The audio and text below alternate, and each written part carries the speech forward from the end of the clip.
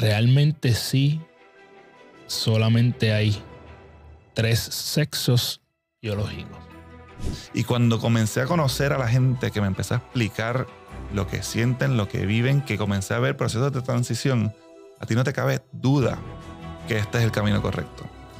Porque sus vidas cambian para bien, pero monumentalmente. ¿Qué es diversidad de género? Han habido casos de personas que se arrepienten de hacerse una transición. Llegaste a Gana Tu Vida el podcast. Soy Carlos Figueroa. Mi visión con este movimiento es impactar la vida de 100,000 personas, ayudándolas a entender que son las pequeñas cosas que haces todos los días las que te convierten en la persona que tú quieres ser. Cada vez que tú vienes a Gana Tu Vida el podcast, hay 3 cosas que te vas a llevar: información de este movimiento, estrategias que tú puedes implementar en tu vida para que tú también ganes tu día, y te llevas entrevistas con personas que diariamente hacen algo que aman, que viven su pasión, y que lo único que te pedimos a cambio de esta información valiosa es que, si te gusta este contenido, compártelo con alguien que se puede beneficiar de él. Danos un like ahí y suscríbete a nuestro canal. Así nos ayuda a seguir creciendo. Gracias, porque en los últimos meses estamos creciendo mucho más rápido de lo que yo me esperaba. Así que muchas gracias por todo el apoyo. Si nos está escuchando a través de Apple y Spotify, regálanos 5 estrellas, danos un review por ahí para seguir creciendo. Y en Puerto Rico también nos puedes ver a través de Liberty Canal 85. Lo mejor que el mundo tiene está en los muchos mundos que el mundo contiene. Mi invitado de hoy es doctor en psicología clínica. Ustedes saben que yo estoy bias con el tema de la psicología. Su expertise está mayormente en la diversidad de género y el abuso de sustancias. Fue psicólogo del año en el 2015. Sus investigaciones han sido presentadas en diversas partes del mundo, incluyendo México, Sudáfrica y España. Es cofundador y director ejecutivo de True Self Foundation y cofundador de Psych Connection PR, una compañía que fusiona la tecnología en los servicios de psicología. Ha sido editor en textos sobre temas de la comunidad trans, queer y no binaria. Bienvenido a Gana Tu Vida el podcast al doctor Miguel Vázquez. ¿Cómo tú estás? Súper bien y feliz de estar aquí. Qué bueno. Miguel, te voy a confesar cómo fue que yo me interesé en tener esta conversación contigo. O más que todo, siempre estoy interesado en temas que tienen que ver con la salud mental. Pero hace unas semanas atrás tuve una conversación con un amigo aquí en el podcast, se llama Beto Arroyo, y empezamos a hablar de ¿verdad? Nosotros como padres, cómo trataríamos el tema de si alguno de nuestros hijos tuviera una decisión de, ¿verdad?, de hacer una transición de género. No sé si es el término correcto, ¿verdad? Sí, lo es. Entonces, pues nos quedamos como que un poco en blanco, ¿verdad? Porque no sabemos cómo se hace eso, qué implicaciones tiene. Yo creo que, no sé si soy yo, ¿verdad?, pero yo creo que en meses recientes ese tema ha estado como que mucho más público, más caliente. No sé si caliente es la palabra correcta, ha tenido mucho más énfasis en los últimos meses. Y entonces, la razón principal por la que yo hago el podcast es aprender, y me toca sentarme con un experto a explorar este tema. Entonces, creo que tú eres la persona correcta para tal vez hablar de esto, ¿verdad? Esta es tu especialización. Así que vamos allá, vamos a ver qué sale de aquí. Lo primero, a mí me gusta también empezar por lo básico. ¿Qué es diversidad de género? Antes que todo, yo tengo que agradecer por este espacio, porque no son muchas las personas que se atreven a hablar de estos temas, porque lamentablemente son controversiales, y siempre digo eso porque no tienen por qué serlo. Cuando uno busca información de ciencia, información de psicología, uno se da cuenta, ¿verdad?, que esto es diversidad como cualquier otra cosa. Como igual de diversos tenemos los colores de los ojos, el tipo de pelo, la dominancia de las manos, cualquier cosa tiene diversidad.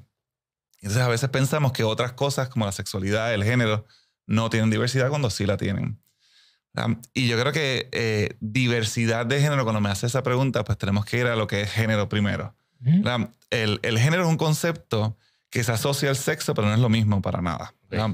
Sexo es un asunto biológico, ¿verdad? Un asunto que tiene que ver con órganos sexuales, que tiene que ver con cromosomas sexuales y hormonas sexuales.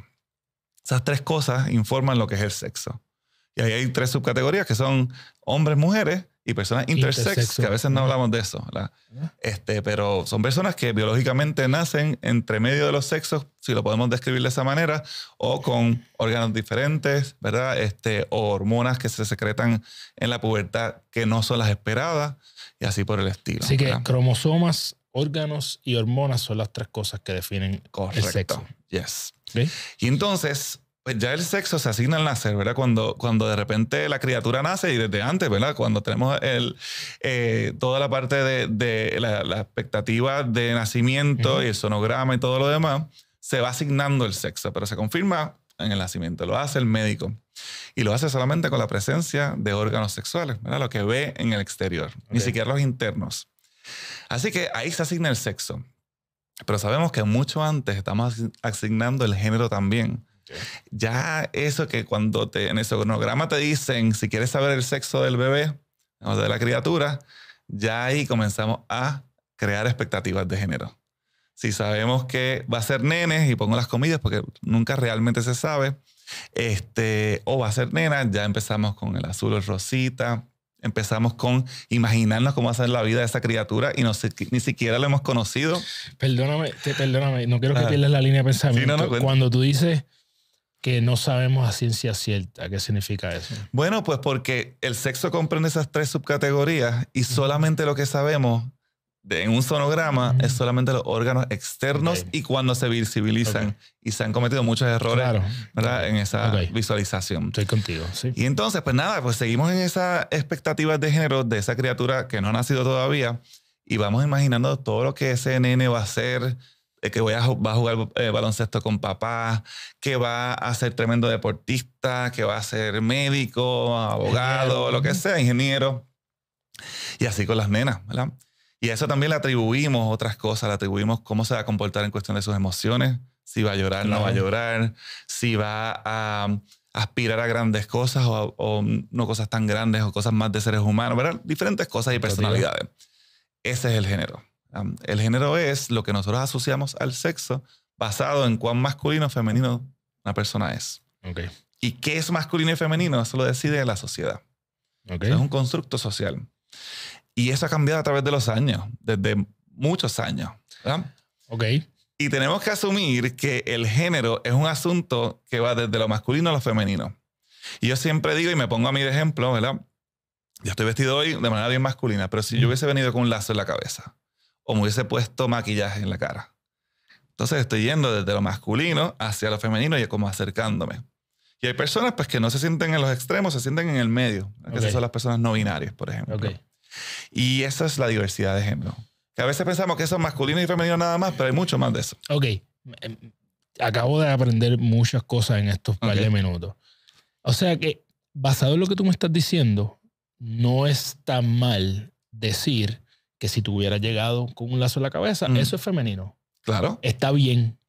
Eso es femenino según nuestra sociedad. ¿Verdad? Y yo me identifico como hombre y como masculino. Si yo me pongo un lazo en la cabeza es porque yo estoy cambiando mi expresión de género. El género tiene 2 vías, la expresión y la identidad. ¿Verdad? La expresión es lo que yo hago aquí, ¿verdad? Lo que yo le demuestro al mundo. Pero la identidad es lo que yo tengo aquí arriba, cómo yo me identifico conmigo. Entonces, la identidad hay muchas cosas. Identidad nacional, identidad de ser hombre o mujer, masculino o femenino, muchas otras cosas en la identidad. Pero la identidad también tiene la identidad de género, ¿verdad? Que es lo que estamos hablando. Entonces, lo primero que yo siento que he visto bastante recientemente y que hay mucha controversia con esto primero que voy a decir, es que realmente sí, solamente hay 3 sexos biológicos. Eso es un statement correcto. Eso es un statement bastante correcto, sí. Si ponemos el sexo intersex como una categoría que sombrilla, que tiene más categorías, diferentes maneras de ser intersex, yo diría que sí es bastante correcto. Cuando hay una persona que decide transicionar de género, ese sexo sigue siendo el mismo a lo largo de su vida. Pues eso va a depender un montón de la transición. Pero antes de contestarte la pregunta, perdón, tengo que echar un poquito para atrás. El charco bastante... No tanto, estás ahí, pero hay que echar un poquito de charcos hacia atrás. Por favor.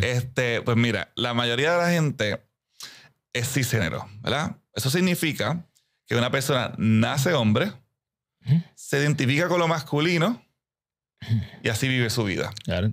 O nace mujer, se identifica con lo femenino y así vive su vida. Ese es el 99.4% de la población de los Estados Unidos. El otro 0.6% de la población nacen de una manera y no se identifican de esa manera. Pero entonces lo que va a pasar es que van a nacer de una manera, pero entonces en el espectro del género entonces se va a mover hacia otro lado, que no es lo que se espera de esa persona. ¿Verdad? Y ahí hay que debatirnos por qué se esperan cosas de una persona que no conocemos, ¿verdad? Debemos, como sociedad, ser más abiertos a que las personas quieran ser como quieran ser. Punto. ¿Verdad? Según eso. Fair enough. ¿Verdad? Pero nada, estas personas, ese 0.6% de la población, que son 1.4 millones de personas en Estados Unidos, es mucha gente. Es bastante gente. Correcto. Fíjate, pues pensaría que hubiera sido mucho más alto ese número. Pues mira, también podemos decir que es probable que sea mucho más alto, porque en estas encuestas, pues mucha gente tiene que querer contestar y no tener miedo de qué pasa si contesto. Pensaríamos que puede ser más gente. Entonces, estas personas pues sí van a buscar la manera, ¿verdad? Que es la comunidad trans, queer y no binaria principalmente, de cambiar su expresión para que vaya acorde con su identidad. Porque la inmensa mayoría de la gente, y yo me incluyo, yo soy una persona cisgénero, soy gay, que eso es orientación sexual y después podemos hablar si quieres de eso, pero como género, ¿verdad? Identidad de género, yo soy cisgénero. Para mí, la experiencia de vida de personas de experiencia trans han sido asuntos que yo he aprendido a través de los años de la psicología, ¿verdad? Y estando y compartiendo con las comunidades trans, que tienen unas experiencias bien distintas. Nosotros como personas cisgénero se nos hace difícil entender esa realidad, porque no la vivimos, porque no nos cuestionamos en ningún momento, porque yo pasé por la escuela elemental, por ejemplo, y me pedían que me metieran en la fila de los nenes y a mí no me daba ningún issue. Me pedían que me pusieran un uniforme de nenes y tampoco me daba ningún issue. Jugaba baloncesto, voleibol y no había problema. Pero ¿qué pasa con esas criaturas que sí tienen problemas? Quiero asegurarme de que esta entrevista sea extremadamente respetuosa, y si en algún momento estoy diciendo algo que no te hace sentir cómodo, por favor, déjame saber. Claro. Siempre quiero dejar claro, yo tengo una hermana lesbiana, ¿verdad? Que siempre digo, es importante mencionarla porque lesbiana con 62 años, en la época en la que ella salió del closet, era mucho más cuesta arriba que ahora, ¿verdad? Definitivo. Y yo he tenido esta conversación con ella cuando ella era pequeña. El juguete que más a ella le gustó que le regalaron era un G.I. Joe.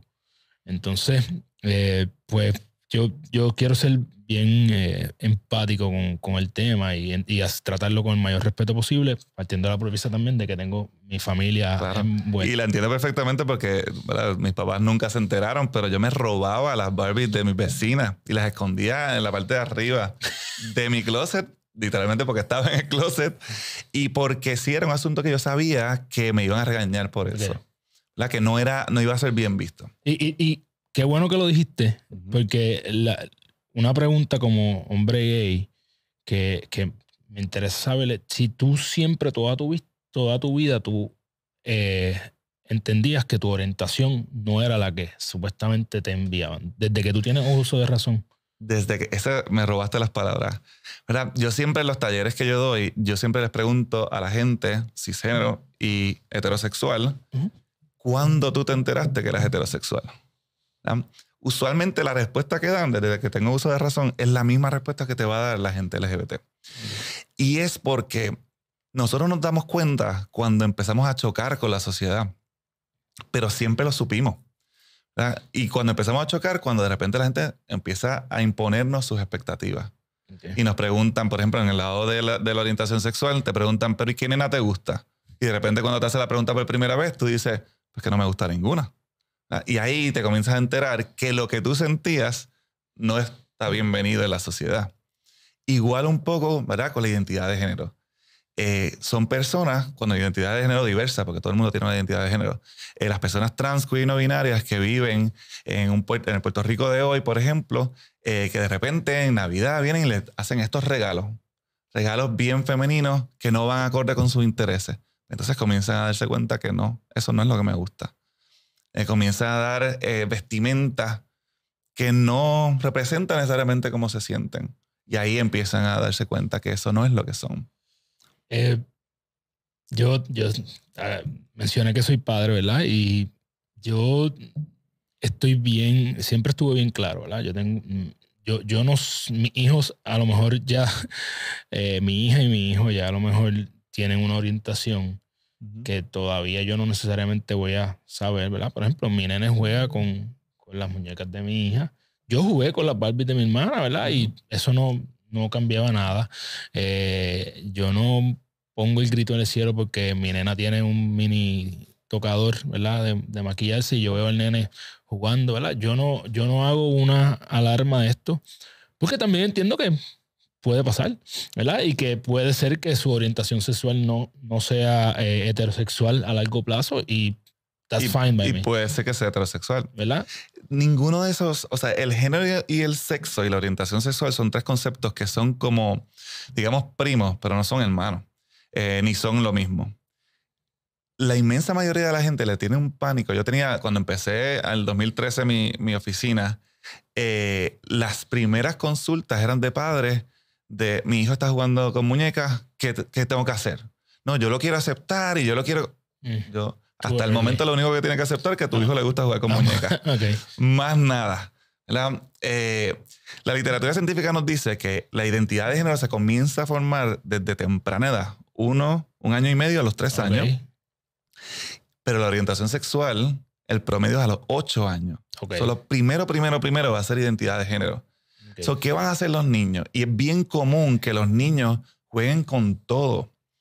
¿Por qué? Porque el mundo, las reglas del mundo las pusimos los adultos. No las pusieron los niños. Y tú, por ejemplo, si tú eres un ser curioso exponiéndose al mundo, tú vas a entrar a un espacio y tú vas a tocar, coger, interactuar con todos los objetos que están en el lugar. Si son azules, rositas, brillosos, no brillosos, no importa para un niño. Lo importante, yo pienso que lo importante, y sé que ibas a decir algo, pero yo pienso que lo importante es no hacerle sentir mal por algo que sale genuino. Ese interés genuino que tienen de jugar con muñecas, jugar con carritos, jugar con lo que sea, no se le debe como hacer sentir mal por ello. Ok. Esto es una pregunta o una opinión que yo creo que no sé si es correcta. Yo pienso que hay veces que hay, digamos, adolescentes, que la adolescencia es una etapa bien compleja para todos los seres humanos, claro. ¿Verdad? Y he visto casos en adolescentes que van rayando ya en la adultez, donde tienen algún cierto grado de rebelión, y esa rebelión envuelve experimentar fuera de su orientación o inclusive su identidad, cuando no necesariamente es lo que sienten, sino más como un acto de rebeldía o experimentación. ¿Eso es considerado algún tipo de trauma o es algún tipo de, no es diagnóstico la palabra que estoy buscando, sino es un problema de salud mental? No. Ok. En la adolescencia todos la pasamos es una etapa compleja, vamos a ponerlo de esa manera, para todo el mundo, porque estamos contestando una pregunta que todavía muchos adultos no la sabemos contestar completamente, que es ¿quiénes somos? Okay. ¿Quiénes somos en el mundo? ¿Verdad? So, eso es, y un mundo con tanta información y tanto estímulo, es una pregunta bien compleja. So, para asuntos de identidad, de orientación, sí pueden haber cuestionamientos en esa área. Okay. ¿Qué pasa? Si nosotros partimos de la premisa que ser gay, ser lesbiana, ser bisexual, ser una persona trans, queer, no binaria, son cosas, identidades mal, que están en un mundo de pecado, que no son saludables, etcétera, etcétera, que son todo eso, ¿verdad?, desbancado por la literatura científica, son más actitudes y creencias personales. Si nosotros lo vemos así, pues vamos a pensar que si esa persona experimenta con la identidad de género o con la orientación sexual, está en malos caminos, que eso es malo, que le va a ir mal en la vida, etcétera, etcétera, y va a tener consecuencias de salud mental, entre muchas otras cosas. Cuando en efecto no es así. Si es una experimentación en realidad o es un acto de rebeldía o cualquier otra, ¿verdad?, manera de mirar ese proceso de experimentación, pues se va a dar cuenta que le gusta o que no le gusta. Y si no le gustó, pues regresará a sus otras experiencias, y si le gustó, pues seguirá por ahí. ¿Verdad? Y usualmente la inmensa mayoría de la gente que experimenta es porque algo hay en su interés que le lleva a experimentar. Es un costo social hoy día, y es un costo social tan alto ahora mismo, igual con las generaciones nuevas, que experimentar en esa área es cuando realmente es porque algo tienes que te interesa. Una cosa es experimentar con diferentes orientaciones. Otra cosa es experimentar cuando haces una transición completa, ¿verdad?, de sexo. ¿Han habido casos de personas que se arrepienten de hacerse una transición? Sí, pero te voy a explicar primero el proceso de transición. Por favor. Transición es un término bien amplio, ¿verdad? Que obviamente lo que significa es ir de un punto a otro punto, ¿verdad? Y si pensamos en lo que es la comunidad transgénero en general, ¿verdad? La comunidad transgénero son personas que no se identifican con el sexo o con el género o con los dos con el que nacieron. Le asignaron al nacer, correcto.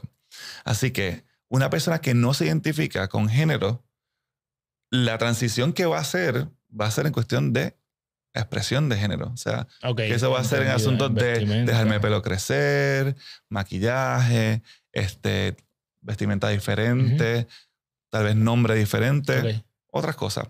Que son cosas que son totalmente revertibles si en algún momento se arrepiente la persona. Claro. Pero tenemos que también pensar por qué se arrepiente la persona. Eso lo vamos a hablar ahorita. Perdóname. Que esto es una pregunta que no quiero que se me quede. Por favor, no pierdas la línea de pensamiento. No, sí. El término trans envuelve ambos casos. Envuelve a las personas que solamente quieren transicionar en su género y también las personas que quieren transicionar en su sexo. Ambas. Hoy día el término trans es un término sombrilla. O sea que todas las personas que están bajo esa categoría, sí, de alguna manera quieren transicionar. No especifica si es en asuntos físicos o en asuntos sociales y legales. Eso es importante que sea sombrilla y que no se especifique, porque a nadie le preguntan qué tiene entre las piernas. A mí nunca me han preguntado, nunca, para entrar a ningún baño, a ningún sitio, en ninguna entrevista, que yo tengo entre las piernas. Sin embargo, una persona abiertamente y orgullosamente trans va a una entrevista y usualmente lo primero que le quieren preguntar son las operaciones. Y las operaciones genitales. Y eso es un asunto de intimidad tan y tan grande que si no sale de la persona no hay por qué preguntarlo, ¿verdad? De acuerdo. Pues nada, pues entonces hablando de las personas que no se identifican con el sexo asignado al nacer, pues esas personas posiblemente van a buscar hacer cambios físicos, ya sea terapias hormonales, ya sea cambios quirúrgicos.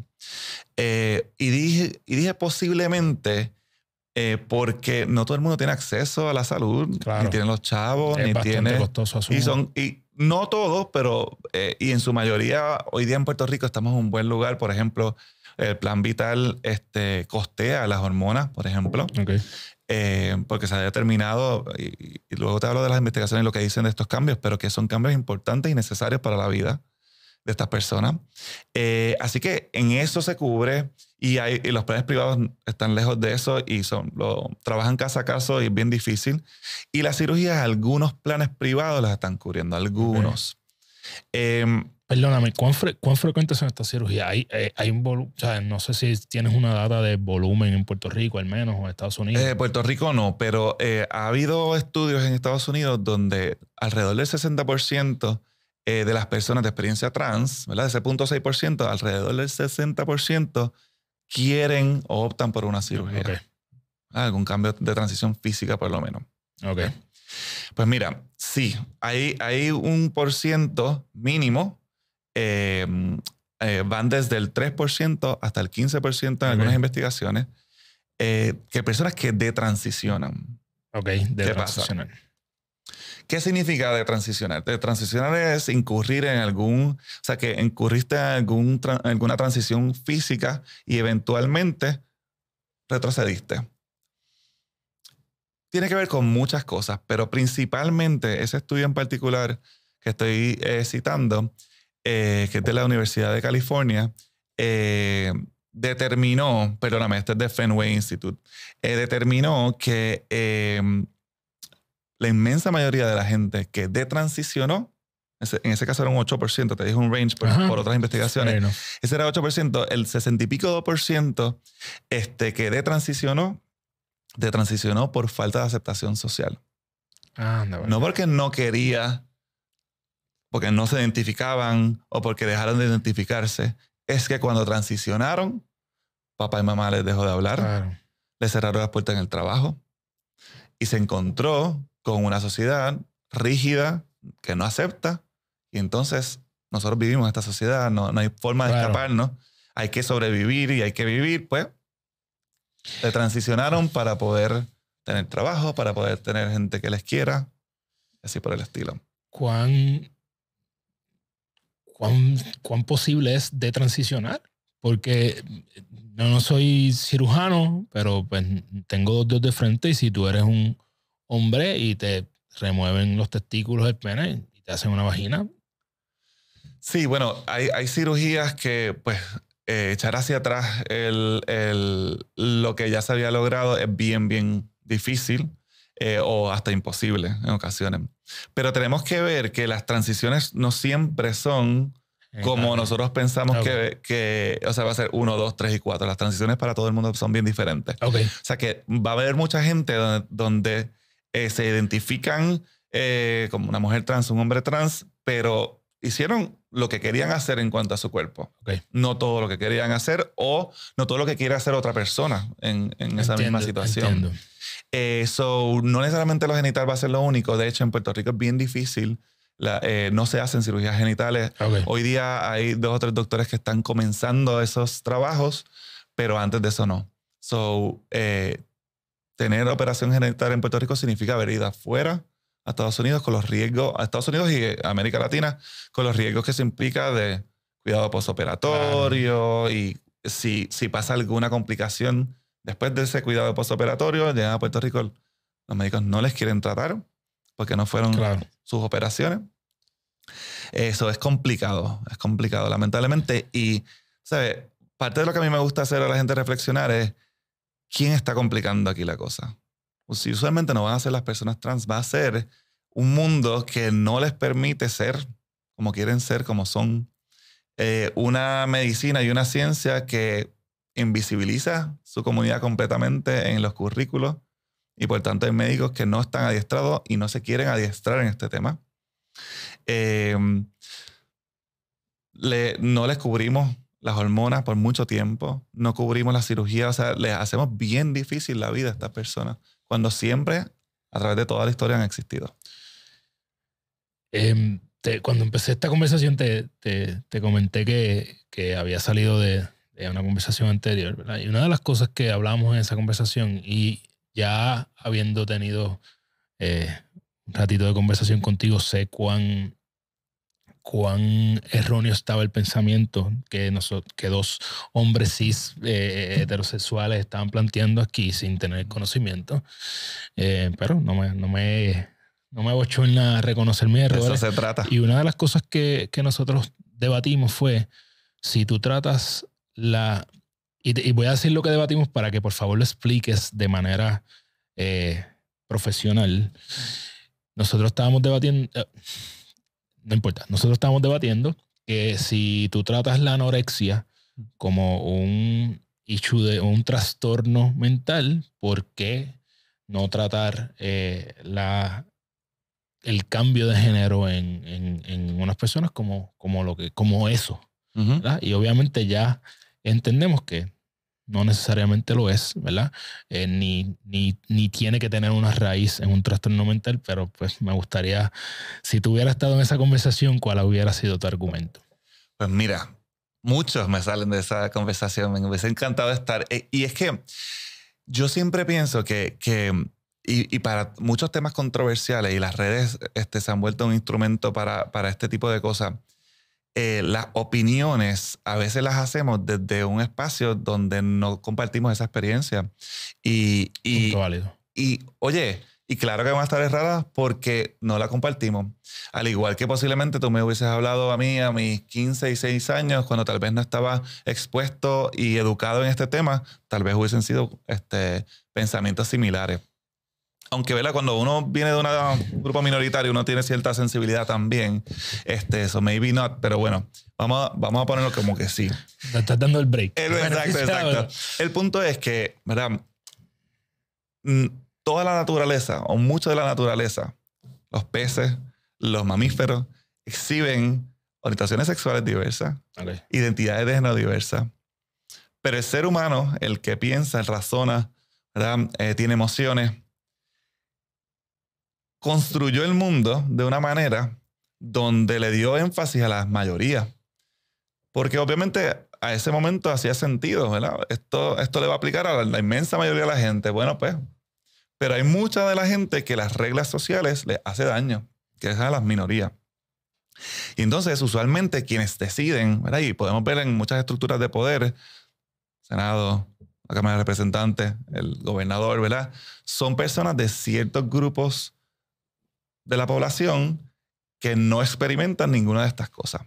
Y entonces, cuando se amparan y cuando tienen creencias religiosas que también son tradicionales y rígidas, pues también eso afecta aún más. Entonces, tenemos a personas decidiendo cosas cuando en realidad, pues, Claro, pasa con el aborto de la mujer, los hombres legislando contra correcto, pero todo el mundo tiene que tener una opinión sobre los cuerpos de las mujeres. Y entonces, asimismo, fue que se hizo los diagnósticos de homosexualidad y trastorno de identidad de género, ¿verdad? Eso está en el... Eso estuvo. Ya no. Ya no. En el 73. ¿Qué se llama el DSM-5-TR, ¿verdad? Okay. Que es el manual de estadístico de diagnósticos de salud mental. Pues se eliminó después de estudios que se han hecho donde no se encontraba ningún tipo de psicopatología en estas poblaciones. Pero claro, cuando tú haces estos diagnósticos basados en conductas atípicas, porque lo que tú ves desde tu privilegio, desde tu esquina privilegiada, ves esas conductas y tú dices, eso es raro. Pues claro, porque lo estás viendo tú. Claro. ¿Verdad? Pero después haces estudios donde mides si de verdad su satisfacción de vida, cuán productivos pueden ser para la sociedad, sus emociones, pues básicamente van a la misma par. Y entonces, por ejemplo, en la comunidad LGBT, en términos de salud mental, tú ves a la comunidad LGBT y la hetero y cis, como tú mencionaste ahorita. Pues claro, aquí hay más problemas de salud mental en la LGBT. ¿Por qué? Porque a mayor exposición a la discriminación, mayor problema de salud mental. Claro. Entonces, cuando le ponemos el cascabel al gato, ¿quién lo tiene?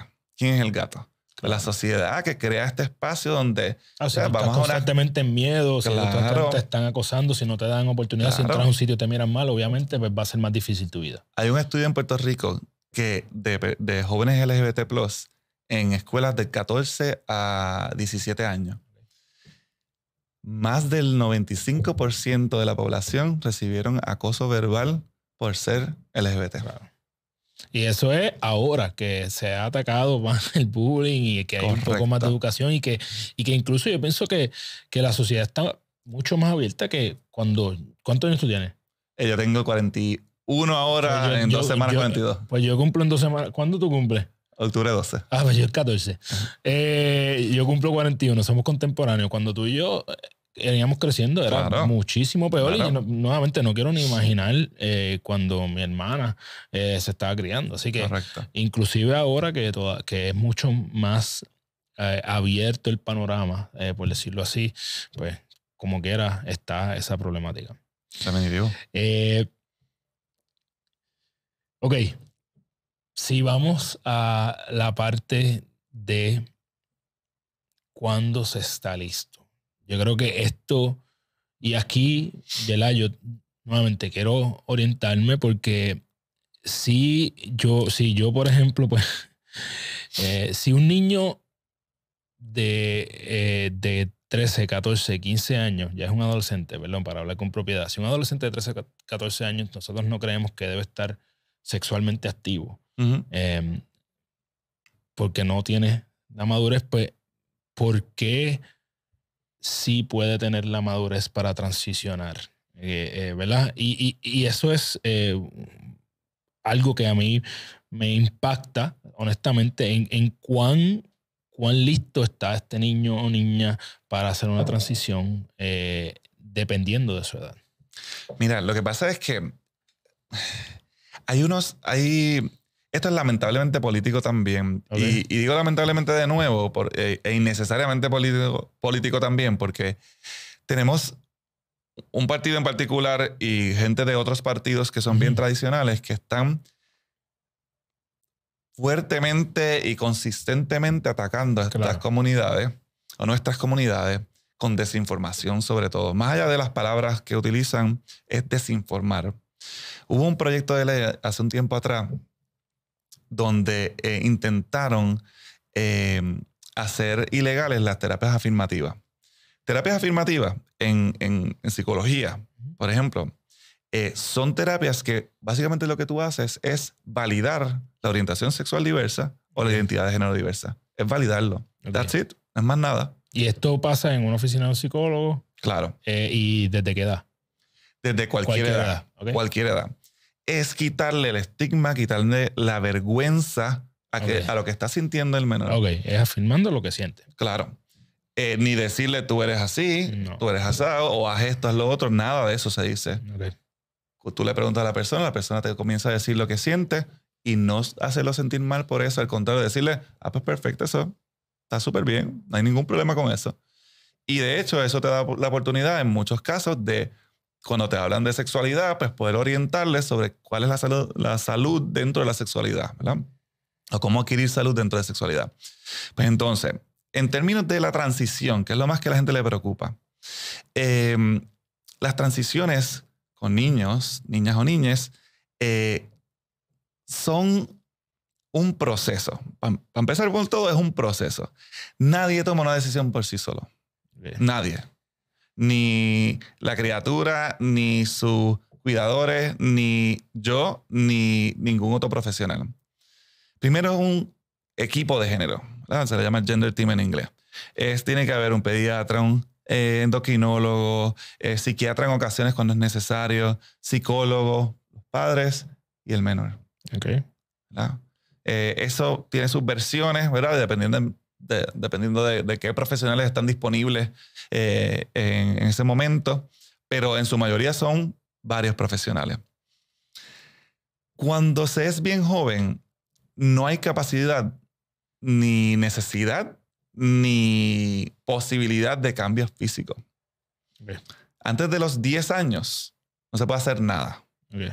Usualmente hay unos estadios de la pubertad en el segundo estadio, que es previo a que comiencen a salir los cambios físicos de la pubertad. O sea que las copas en las nenas, el vello púbico y el vello corporal, a empezar a agravarse la voz, ese tipo de cambios. Antes de eso es que se puede hacer algo físico. ¿Pero qué se puede hacer? Un bloqueador hormonal. Obviamente los psicólogos no recetamos, no damos ese tipo de tratamiento, lo da un endocrinólogo pediátrico. Y ese bloqueador le da una ventana de decisión de 10 a 16 años. ¿Ok? Ese bloqueador solamente se da cuando ese menor realmente está teniendo problemas emocionales y le está causando mucha dificultad en su vida esa identidad de género diversa. Solamente en esos casos. ¿Ok? Sí, que no es a cualquiera. Piensa que te sientes que quieres transicionar, vente, vamos a darte la hormona y para afuera. Correcto. Ok. Y esa es la desinformación que muchos de los grupos están dando para alarmar, para entonces que todo el mundo se escandalice, haga opiniones y pues entonces, y by the way, el daño que eso causa a la comunidad LGBT+ es bien heavy. Cuando tú mencionas que te da una ventana de 10 a 16 años, significa que, y corrígeme si esto es el assumption correcto, yo tengo 10 años, me dan el bloqueador hormonal y tengo hasta los 26 para reversar, ¿no? A los 16 años. Hasta los 16. Sí. Okay. Solamente hasta los 16. Yo sé que es una corta edad y vamos a hablar de eso ahora. De 10 a 16 años tiene una ventana, yo digo, porque el bloqueador lo que hace es que detiene el curso de la hormona que naturalmente iba a estar accionando. Es como pausar la adolescencia. Correcto. Y eso es totalmente reversible. Ok. Totalmente reversible. Tú remueves el bloqueador y la persona sigue en su curso natural de desarrollo. Perdóname, la parte científica de esto, asumo que ese reversible es que tomará un tiempo. Claro, sí, toma su tiempo en lo que la hormona se efecta en su cuerpo. Pero el único riesgo de eso es el riesgo social, nuevamente, porque vas a tener al resto de sus pares desarrollándose y esta persona quedándose, digamos, pues detenido en ese desarrollo, ¿no? Okay. Pero, de nuevo, estos son los casos extremos que realmente su salud mental se está viendo comprometida. Cuando se remueve, pues sigue su curso natural, no pasa nada. Si no, a los 16 años hay que tomar una decisión si comienza hormonas del género opuesto, ¿verdad?, al que había asignado al nacer. Y esa es la otra opción, ¿verdad? Okay. Y de nuevo, son casos que realmente lo ameritan. Claro, que no es... Y yo pienso que la desinformación no solamente viene de los partidos que son extremadamente conservadores. Digo, vivimos en un país bien conservador por naturaleza. Creo que es importante tener estas conversaciones, pero yo, como hombre considerado liberal, ¿verdad? Y que estoy buscando aprender, como quiera me causaba intriga, pero no entendía el proceso, ¿verdad? Y me chocaba un poco el proceso, pero también creo que ahora conversándolo contigo, yo creo que estamos agrandando la estadística mucho más de lo que es. Totalmente. No es como que todas las clases de séptimo a noveno están, en la mitad de las personas están haciendo esto. Esto tiene que ser unos casos bien porcentualmente bien pequeños. Así lo son. Me interesó esto que dijiste de los equipos de género. Está siendo viable en Puerto Rico. Hay profesionales de la salud que están dispuestos. Lo que pasa es que los equipos de género no están en un mismo sitio, ¿verdad? Me encantaría. Digo, hay sus clínicas, ¿verdad? Ninguna pediátrica, de hecho.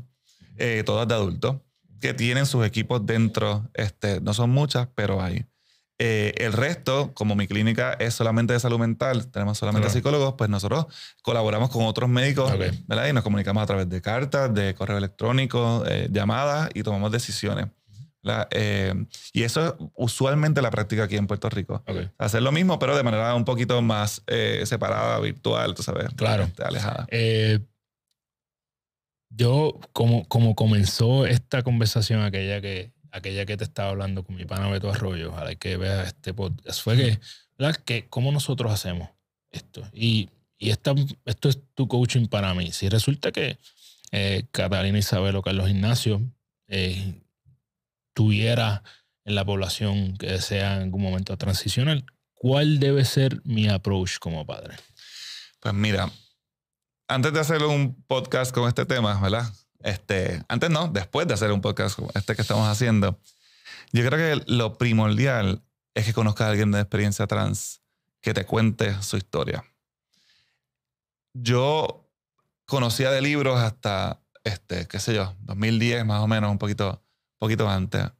Y cuando comencé a conocer a la gente que me empezó a explicar lo que sienten, lo que viven, que comencé a ver procesos de transición, a ti no te cabe duda que este es el camino correcto. Porque sus vidas cambian para bien, pero monumentalmente. Y el tener esa experiencia, ¿verdad? Yo hablo, y cuando hablo desde mi lente también de personas cis, ¿verdad? Pero hablo muchas veces de las experiencias de mis pacientes, de mis amistades, y, ¿verdad?, de la comunidad en general. Pero conocerle primera mano, cuando alguien te explica lo que fue eso no tiene precio y no hay comparación. Eso sería la primera cosa que te diría. Y el resto, después, que te involucres con grupos de padres que han pasado por eso. También ahí, en mi clínica, por ejemplo, tenemos un grupo de apoyo donde esas conversaciones de padres cambian vida. Porque se sienten, o sea, se ven, ¿verdad? Yo estaba allí hace unos años atrás y entiendo, y mira, te recomiendo este libro, te recomiendo, veas esta película. O sea, es el movimiento hacia, pues, al final, yo siempre pienso, y esto un poquito, que el amor a una persona trans, sobre todo a una persona familiar, es que prueba el amor incondicional. El amor no tiene condiciones. Y cuando una persona tiene un hijo, una hija, un hijo, tiene que amarlo como es, punto. O sea, no hay otra opción, si no, no es amor. Okay. Definitivamente. Yo no puedo sentir otra cosa que no sea amor por esas dos criaturas. Recientemente, tanto en Puerto Rico como en Estados Unidos, hubo una problemática con unos actividades de transformistas leyéndole a niños y niñas en escuelas, ¿verdad? O en diferentes lugares.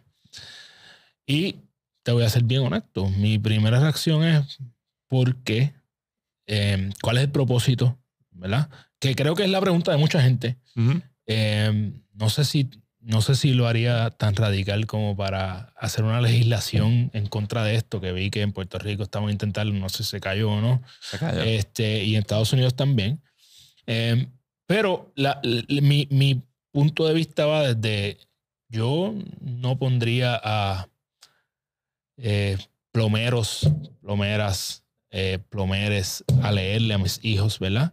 En una escuela. O sea, ¿por qué yo voy a poner a alguien que no es un profesional de la educación a hacer esto? Entonces, nuevamente, me gustaría saber tu perspectiva. Pues mira, yo sé que puedo estar tocando algunos botones aquí, allá, pero quiero saber, quiero entenderlo. Yo me alegro que los botones se opriman en espacios donde se puedan hablar sobre eso, ¿verdad? Porque el problema es que muchas de estas cosas se hacen y ni siquiera se tienen claro lo que se está haciendo. Mira, en Puerto Rico se cayó el proyecto, y tocó madera y de verdad, porque fue totalmente innecesario. Fue un copy-paste de proyectos de Estados Unidos. Eso es una actividad que es muy popular en Estados Unidos, en ciudades grandes. Se llama el Drag Story Hour. Okay. Me preguntas por qué. Yo lo único que puedo preguntar es por qué no. Okay. Si tú me dices que no te gusta lo del plomero, pues yo ni lo había pensado de esa manera y maybe sí. Pero, por ejemplo, muchos libros de niños lo escriben personas que no tienen ningún tipo de grado en educación ni nada de eso. Pero igual, ¿verdad? Yo creo que si nosotros le permitimos a la niñez, la fantasía de los payasos, de todo lo que decimos en la época de Navidad y todas estas otras cosas, yo no veo mal el asunto de tener una persona que es un hombre vestido de una mujer. Porque tenemos que separar también que estos no son personas trans usualmente, son personas transformistas, que es bien diferente. Y transformista está Raymond Arrieta, claro, el Gánster, Cuca Gómez, ¿cómo se llama él? Bizcocho. Toda esa gente vestidos de sus personajes no le hubiesen podido leer libros a niños y niñas y niñas. Qué bueno que hice la pregunta porque es una perspectiva distinta. Claro. O es que lo que realmente querían hacer es que transformistas LGBT no le podían leer a niños, niñas y niñas. Claro. Y ahí se ve un poquito la costura de lo que se quería hacer. Y ahí es mi preocupación. Pero en Puerto Rico, en realidad, salió en la prensa un solo evento que se intentó hacer y al final no terminó haciéndose por otras razones. Pero fue un solo evento porque hay que hacer una ley por eso. Claro. ¿Cuántas otras cosas pasan más de una vez y como quiera no se son leyes? Bueno, los feminicidios.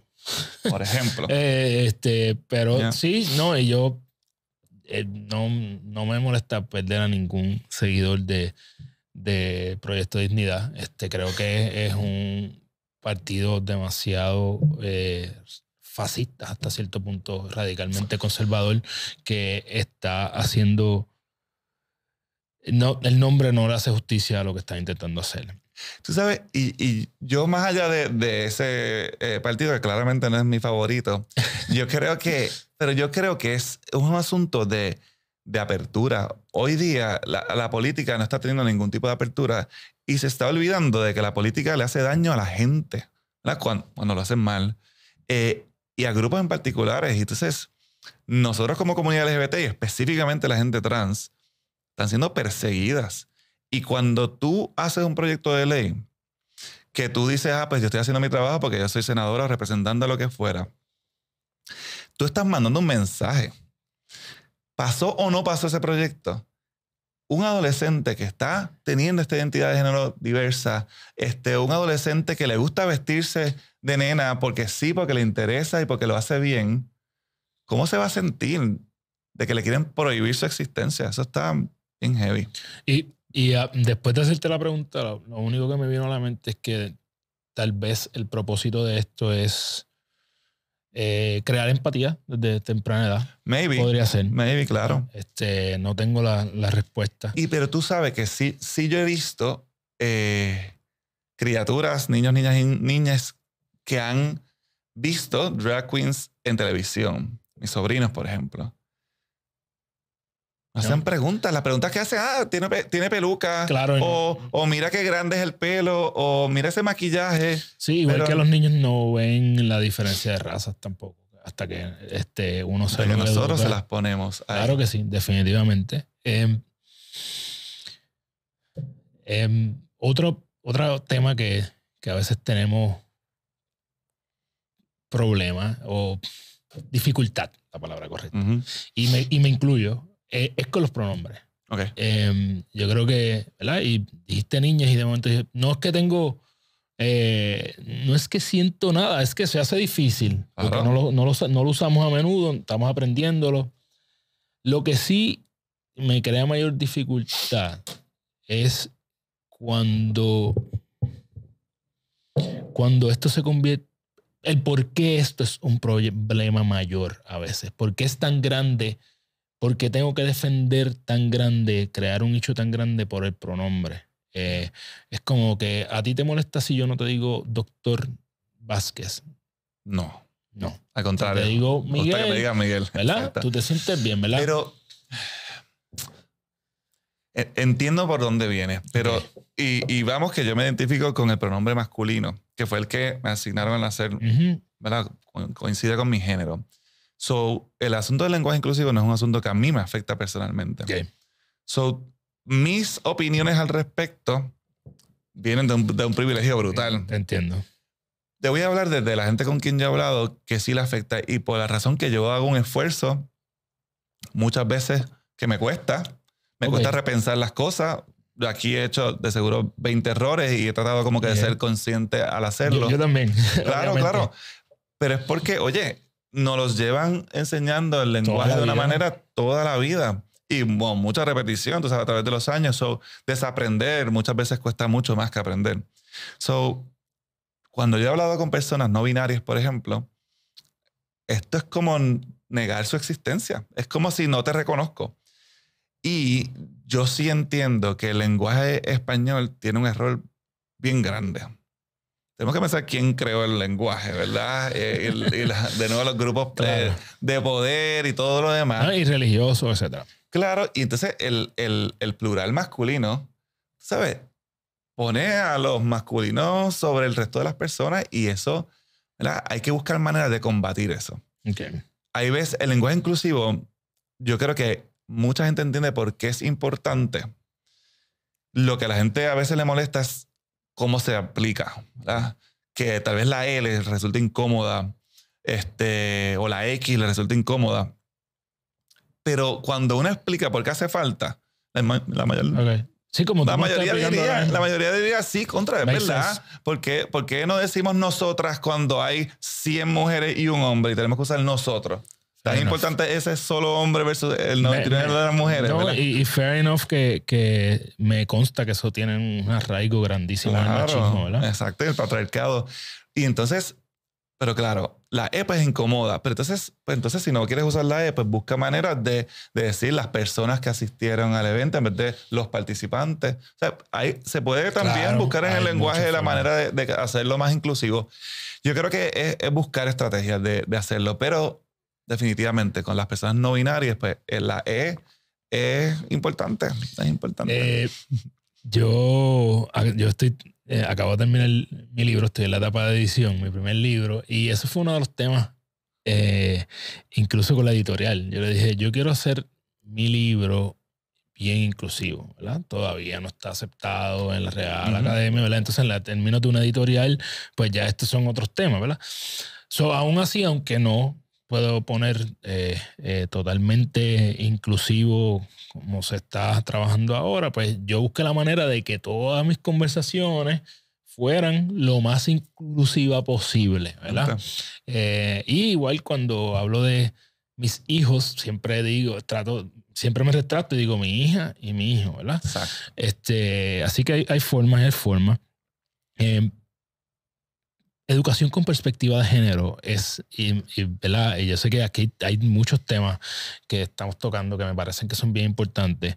Educación con perspectiva de género es otra cosa que es un cuco, ¿verdad? Es bien lamentable que sea un cuco. ¿Qué es educación con perspectiva de género? Pues es la manera de forjar el futuro, básicamente, en un país donde existe tantos feminicidios, transfeminicidios, donde el machismo y el patriarcado lideran muchos espacios, si no todos. La perspectiva de género es la herramienta que nosotros tenemos como profesionales, como seres humanos, para mirar las cosas de manera diferente.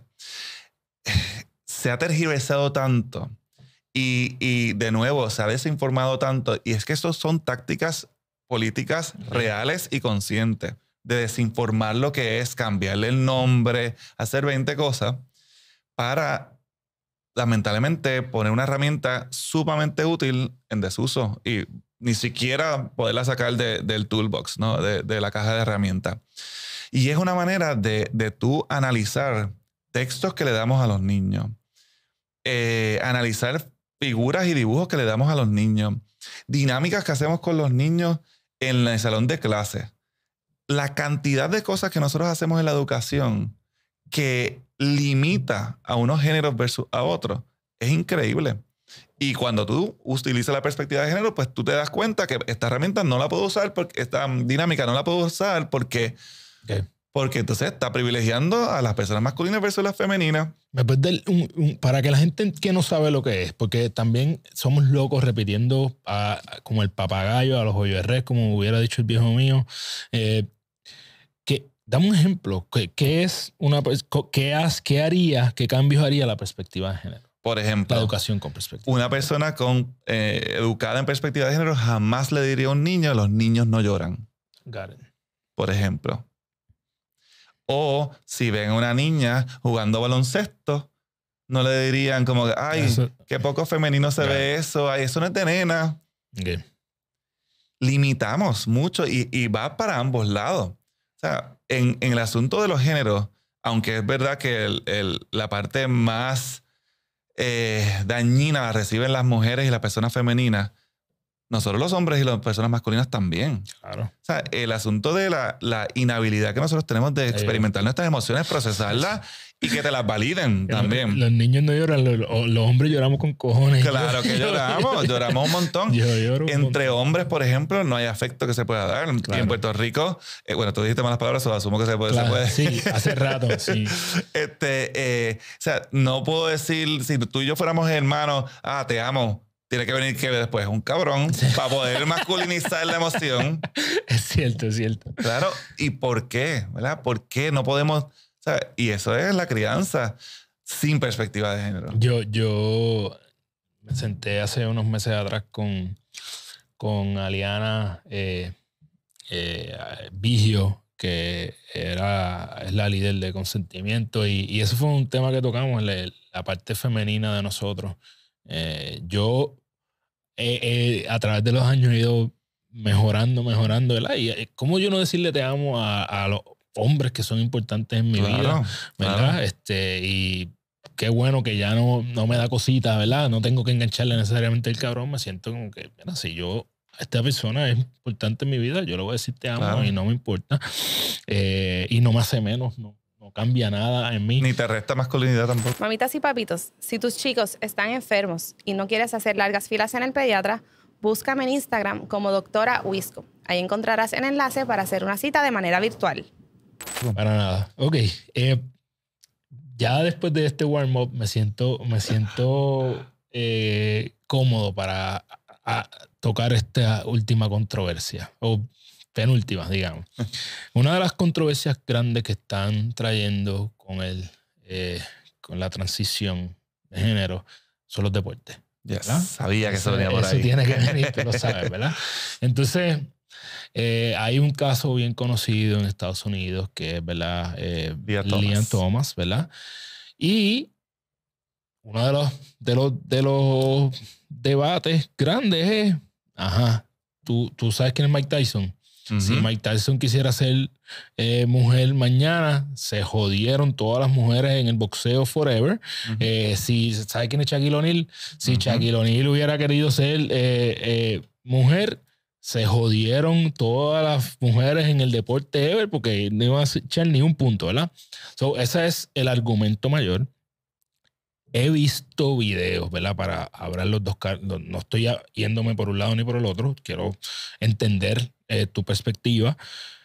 Pero he visto videos de compañeras de Lia Thomas, ¿verdad? Que como que se sintieron quejándose de que básicamente tenían que competir contra un hombre. Por definición, como empezamos la conversación, ¿verdad? El sexo de Lia Thomas es masculino. Asumimos que es masculino. Porque acuérdate que yo no... No sabemos, había que preguntarle. Tienes razón. ¿Cómo atacamos esta situación? Pues mira, los deportes son algo bien importante para la cultura, ¿verdad? Uh-huh. Y yo entiendo por qué para mucha gente esto parece como que el mundo se va a acabar. Pero tenemos que partir de la premisa donde Shaquille O'Neal, ni Mike Tyson, ni otros grandes deportistas son trans. No lo son. Tenemos que partir de la premisa que solamente el 0.6% de la población son personas de experiencia trans. Que ese 0.6% habría que ver, y no hay estudios, de cuánto por ciento van a ser deportistas al nivel de Lia Thomas, que es a nivel colegial. Ni siquiera todavía está en olímpico. Habría que ver.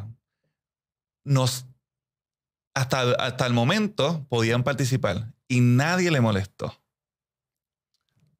Una vez ganó y todo el mundo sale a pelear. Lo entiendo. Uh-huh. Nos da miedo. ¿Pero qué nos da miedo? Nos da miedo que nos están quitando nuestro lugar. Nos da miedo que estamos perdiendo el privilegio. Y en los deportes se debe tratar de garantizar competencia justa. Y por ese lado yo me quiero ir. Porque sí, a mí me preocupa, ¿verdad? Yo no me preocupa, pero si vamos a atender el asunto, yo lo quiero atender de ese lado donde eso se debe preservar porque, oye, yo soy deportista, yo jugué voleibol. Con objetividad. Y cuando yo sentía que había un equipo montado, me molestaba. Yo entiendo que esa competencia, ¿verdad? Tiene que ser justa. Hay estudios que nos dicen, ¿verdad? Que lo primero que hay que hacer es ver cuándo fue la transición. Si es prepubertad. Ok. ¿Verdad? Si hablamos del proceso de transición, si fue antes de que ese cuerpo se desarrollara por el lado masculino completamente, porque el problema son las mujeres trans, no los hombres trans, que eso es otro también, otro problema a pensar, ¿verdad? Me molesta las mujeres trans, ¿verdad? Que las asumo como hombre cuando no lo son. Uh-huh. Pero, ok, previa transición, previa la pubertad. Se dice mujer trans a el hombre que transicionó a mujer. Sí. Lo que pasa es que nunca se le va a decir hombre, porque siempre vamos a priorizar por la identidad. No tienes que perdonar. O sea, para eso estamos aquí. Okay. Mujer trans son personas que se le asignó al nacer el género y el sexo hombre y masculino, exacto, y se identifican como mujeres. ¿Verdad? So, si transicionan después de la pubertad, pues obviamente eso le va a dar un físico más parecido a un hombre, ¿verdad? Cisgénero. Y ahí es que comienzan a ver más las supuestas ventajas que la gente le ve. Pero si es previo, pues eso no pasa y básicamente los promedios de los cuerpos son iguales.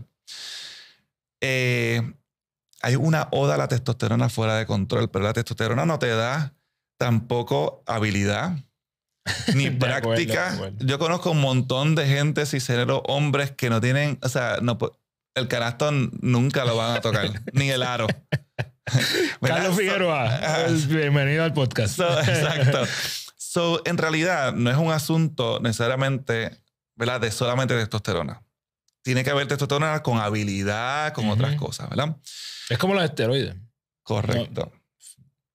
Y entonces, esa testosterona que pensamos que todavía está en mujeres que transicionan después de la pubertad, después de 2 años, es el mismo nivel que las mujeres cisgénero. Ok. Entonces, ahí nos resta todavía el cuerpo, ¿verdad? Pensemos que tenemos unas mujeres trans que en promedio, porque también es en promedio, te puedo enseñar una fila de mujeres trans que son súper chiquitas, huesos pequeños, o sea, flaquitas que... Villano Antillano, ¿se ve? Por eso, sí. Exacto. Y Villano Antillano no tendríamos ninguna preocupación de que jugara voleibol y bueno, va a estar tan alta y tan trepada que va a poder ganar, ¿verdad? O más fácilmente. Pero que en promedio podemos pensar que tienen cuerpos más grandes que mujeres cis. Pero entonces, hay que verlo deporte a deporte. Porque claro, en el boxeo, por ejemplo, podría ser problemático. Mortal puede ser. Podría serlo. Pero en lo que una mujer trans de esa capacidad corporal saca un puño, la otra persona cis, mujer cis, le va a dar 20 vueltas y 20 puños. ¿Verdad? Porque esa capacidad corporal mezclada con poca testosterona o casi ninguna testosterona, la misma de una mujer cis, va a hacer que se canse más rápido y que sea más lenta. Okay. Según los estudios que se han visto. Así que va a haber que ver, hay que verlo de deporte en deporte. No todos los deportes van a ser iguales. Yo acabo de pensar 2 cosas en este. Una que ya tenía en mente que va a sonar bien radical, no importa. Y la otra que acabo de pensar a través de toda esta conversación de lo que he aprendido hoy. Eso es una razón para promover que se comience más temprano. Porque entonces la equidad deportiva va a ser nula. Claro. Perdón, la ventaja deportiva va a ser nula si tú lo haces en el timing de adolescencia. Y en todo este tema no estoy diciendo que estoy a favor o en contra, estoy aprendiendo, ¿verdad? Quiero dejar eso bien claro, porque yo no voy a salir de aquí con una conclusión de pensamiento, simplemente con más información. Y la otra cosa, que esta sí que es radical, y esta sí la pienso hace tiempo, las personas que están guerreando tanto con esto están perdiendo de perspectiva que los seres humanos en general somos el animal más adaptable que existe. Y yo pienso que a largo plazo, si esto se tornara que por los porcientos probabilísticos tan bajos, no va a pasar. Pero si esto se tornara en un hecho de volumen, de que hay muchas mujeres trans, lo que va a hacer es que va a subir el nivel de las mujeres cis. Para mí, claro. Eventualmente. Y mira, ¿y sabes qué? En términos de competitividad. También yo pienso que es un asunto de nuevo de el miedo que nos da perder el privilegio a las personas cis, ¿verdad? Que nos van a ganar, nos van a quitar nuestros puestos o nuestros espacios. Y en realidad eso no va a pasar. 1, 2, ¿quién creó los deportes? Y volvemos a lo mismo. O sea, esta sociedad nosotros la construimos pensando en las mayorías. Y entonces cogimos el deporte y el deporte también lo segregamos por género y tal vez esa no es la manera de organizar el deporte. Claro, nos encanta el deporte. Y, o sea, yo veo el US Open y qué sé yo, me encanta la categoría femenina y la masculina porque estamos acostumbrados a ello. Claro. Pero ¿y si fuera de manera diferente? Si fuera por categorías de, qué sé yo, habilidad. Y unos jueces miran las habilidades de la gente y las ponen en diferentes categorías. Beginner, intermedio y más que. Fair enough. ¿Entiendes? Como que hay otras maneras de organizar el mundo, pero nosotros nos dejamos organizar por las categorías que pensamos que existen cuando hay muchas más. Okay. ¿Qué problema social es más grande? ¿El racismo o el discrimen contra las comunidades LGBT? Diantre. Es que tú sabes que yo tengo una corporación que se llama Psicoalternativas y recientemente acabamos, ayer de hecho, de terminar la certificación de intervención con personas negras, latinas e inmigrantes. Y ahí yo aprendí un montón. O sea, mi cerebro no paraba de explotar y de reajustarse. Porque yo soy de este color, ¿verdad? y yo tengo amistades negras, pero yo no experimento lo que es una vida desde ser una persona negra. Y aquí hay mucho racismo. Claro. Mucho racismo. Pero también hay mucha LGBT-fobia. Y yo creo que todo parte de lo mismo, ¿verdad? Tenemos una gran mayoría de hombres blancos heterosexuales en posición de privilegio que no quieren mirar su privilegio y no quieren ceder esos espacios, ¿verdad? Y yo soy blanco, yo soy hombre, y en muchos espacios tengo privilegio. Y mi responsabilidad en esos espacios es ceder el micrófono, es invitar a la mesa, es, si yo no tengo todas las contestaciones, no dar opiniones, buscar a la gente que me venga y me decida por mí.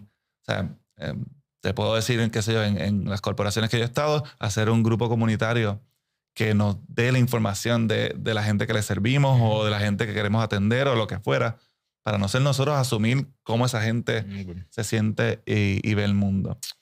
So, yo creo que en realidad las dos son igual de heavy porque parten de lo mismo. Parte de una sociedad rígida, tradicional, que no quiere ceder y no quiere aceptar a que hay mucha más gente en este mundo. Okay.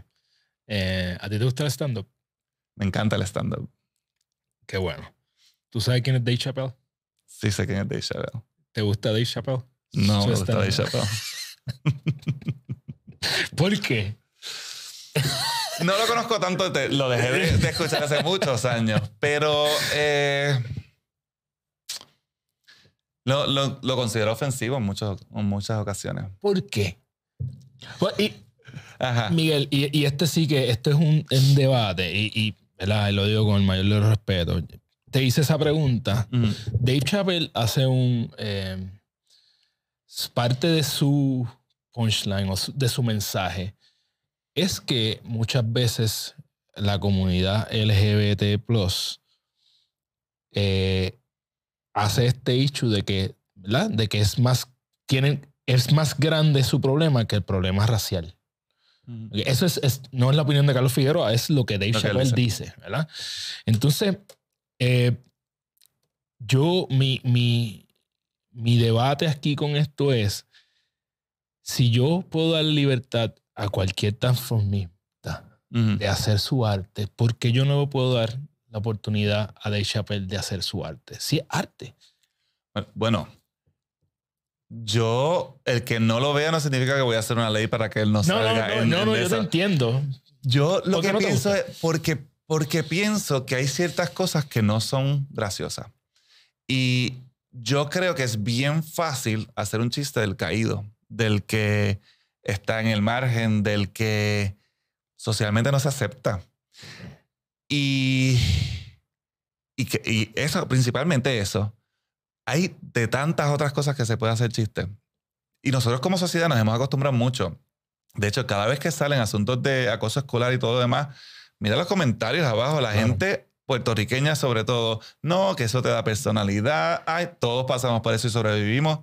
De verdad hay que pasar por eso. O sea, no nos cuestionamos que de verdad estamos en una toxicidad tan grande que no podemos mirar más arriba.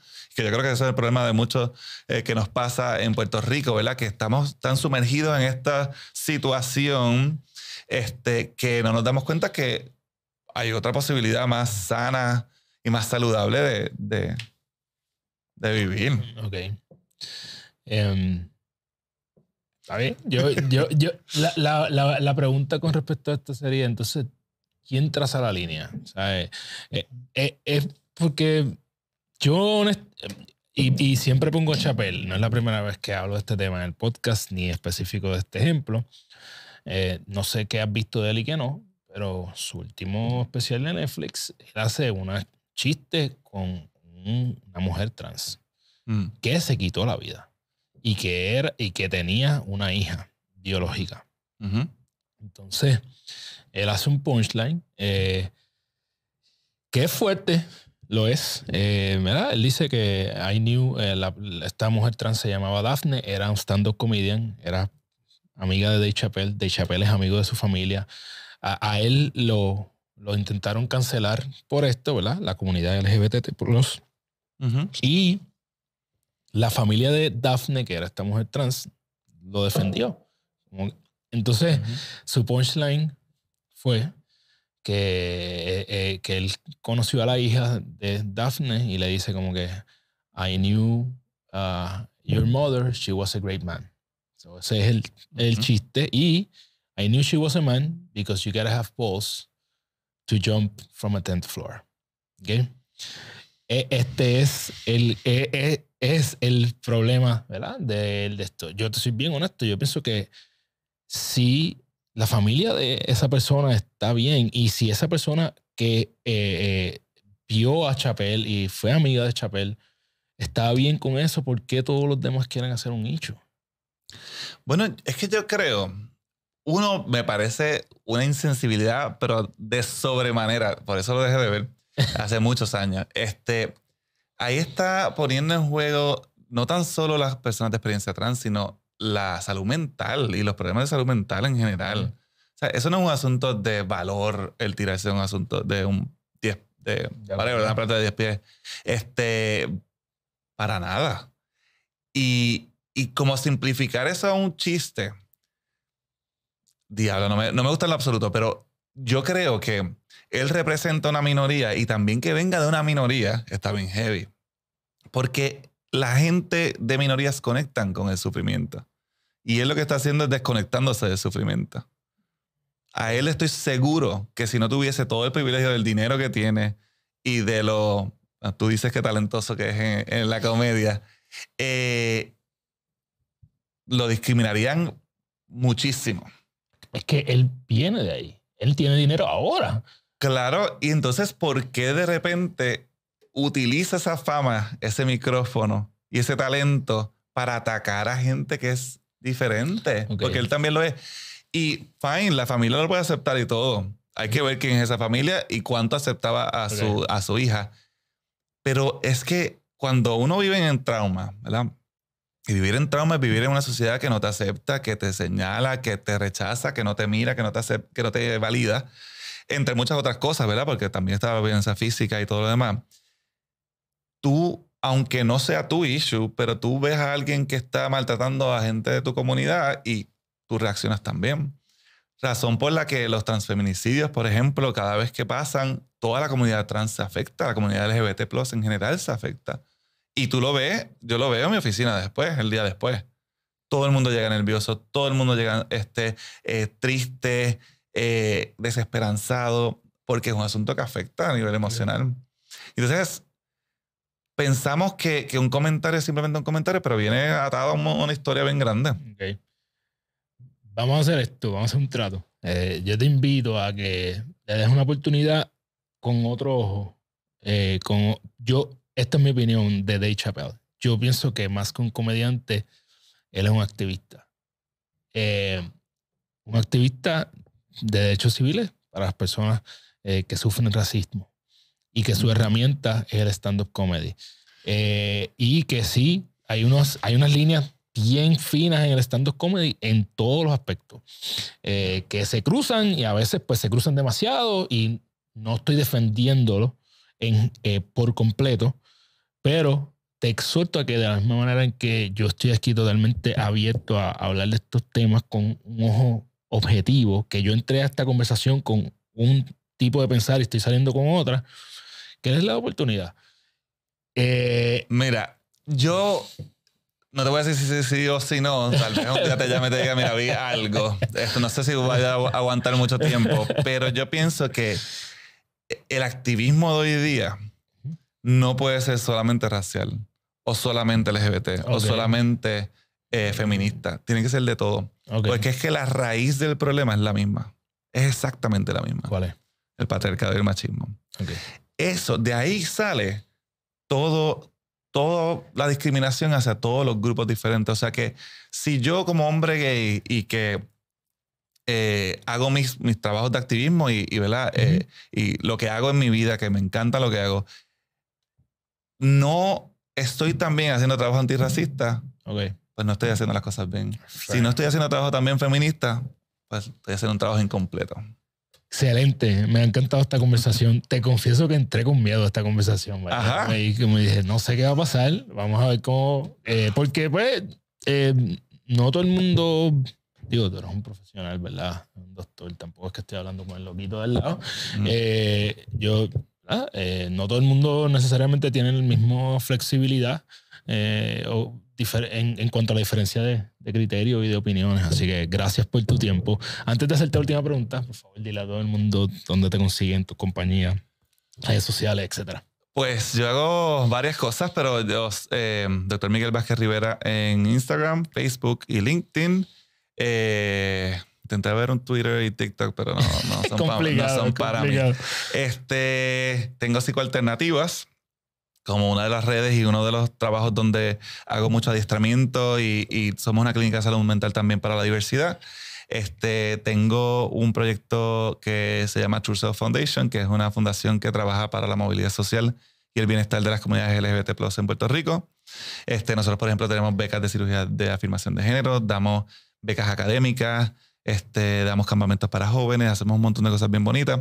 Y lo último es Mente Serena, que es una plataforma de Psych Connection que trabajamos para eliminar los estigmas de la salud mental y acercar a la gente a servicios de salud mental. Y entre eso, muchas otras cosas. Tengo libros y un par de cosas que sigo haciendo. Me alegro mucho, te felicito y ¿verdad? Te deseo el mayor de los éxitos en tus encomiendas en general y yo definitivamente siento que necesitamos más y más inclusividad y más compasión, empatía, ponernos en los zapatos de los demás para poder comprender y que este mundo sea un poquito más bonito. Ganar tu día, hacer las cosas que te convierten en la persona que tú quieres ser. ¿Cuáles son esos 3 a 5 hábitos que tú haces todos los días para que cuando tú llegues a la cama puedas decir, yo gané mi día? Pues a mí me gusta hacer algo por mí siempre. Eso puede ser gimnasio, meditación, algo, ¿verdad? Usualmente es la primera hora del día. Luego recientemente se ha convertido en que mis espacios de trabajo sean espacios seguros para todas las personas que trabajan ahí.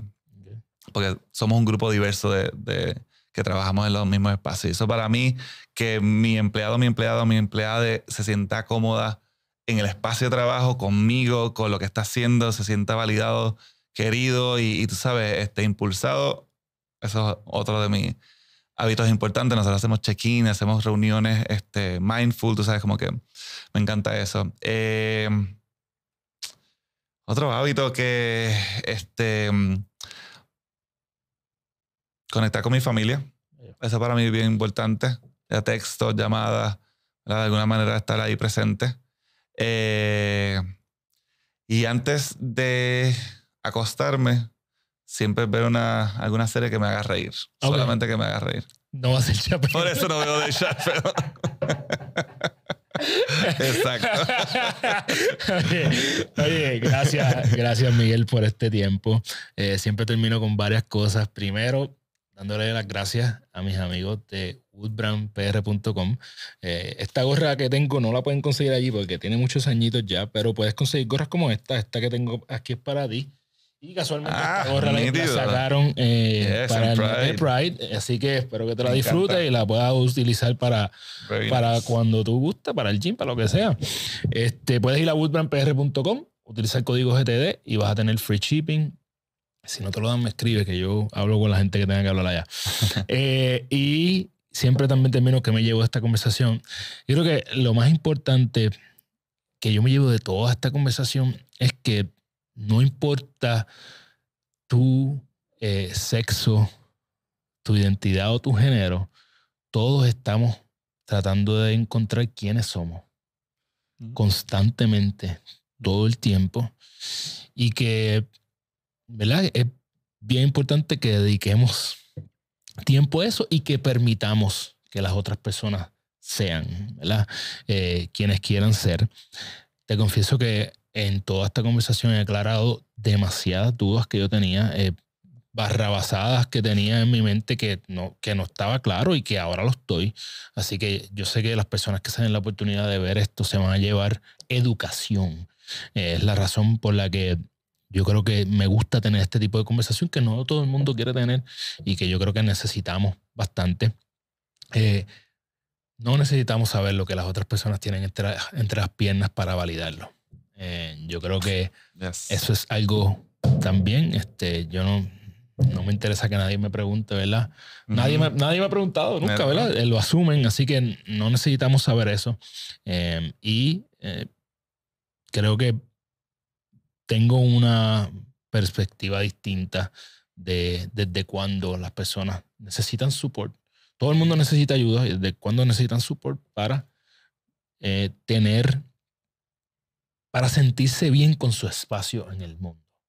¿Okay? Así que gracias por todo esto. Ha sido una joya de conversación. Espero que te la hayas disfrutado tanto como yo. Si te gustó, comparte esto. Hay mucha gente que necesita esta información. Compártelo con esas personas. Si tú quieres conseguir a Carlos Figueroa para que te dé charlas, para que vaya a tu empresa o coaching, me puedes escribir a carlos@ganatuya.com.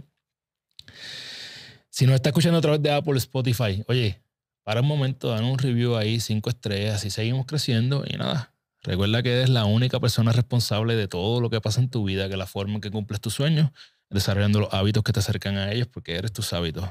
Diariamente toma las acciones que te acercan a tu futuro yo, para que cuando vas a la cama todas las noches, puedas decir yo, gana mi día. ¡Yeah!